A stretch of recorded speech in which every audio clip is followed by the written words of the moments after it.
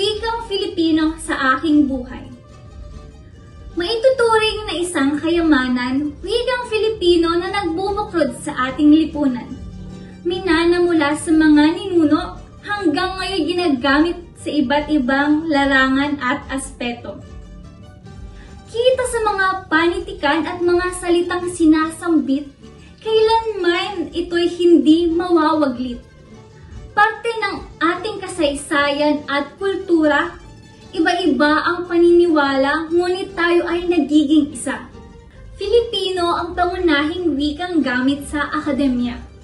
Kung kaya't mas naipapahayag ko ang aking mga kaalaman at ideya. Mga itinuturong leksyon ay aking mas naiintindihan. Pagkatuto ay mas nagiging epektibo at makabuluhan. Bilang isang manggagawa, trabaho kay matagumpay kong nagagawa. Gamit na may wikang Filipino upang mas magkaintindihan at nang ang mga layunin ng korporasyon ay makamtan. Aking pananampalataya ay mas napagtitibay. Napapanatag ang puso at isip kong nalulumbay. Tuwing naipapabatid sa kanya, aking mga aalalahanin sa pamamagitan ng awitin at panalangin. Napapahayag ang sariling damdamin, emosyong nararamdaman at mga saloobin.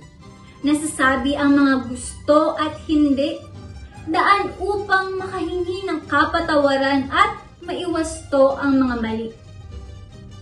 Wika ang nagiging koneksyon, pundasyon ng respeto at tiwala sa iba't ibang klase ng relasyon, pagkakaibigan man o pag-iibigan.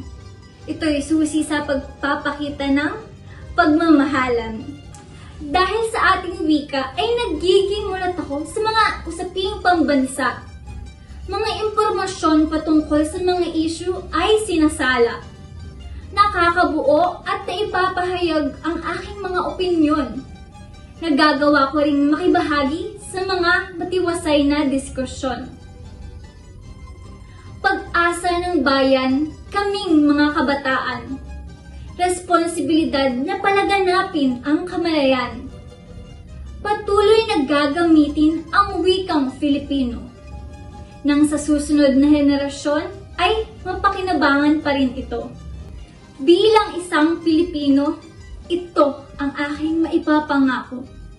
Sa panahong moderno at tuloy-tuloy ang pagbabago, wikang Filipino ay mamahalin. Sa lahat ng wika sa mundo, ito pa rin ang aking pipiliin. Ako ay Pilipino. Ipinagmamalaki kong Filipino ang wika ko.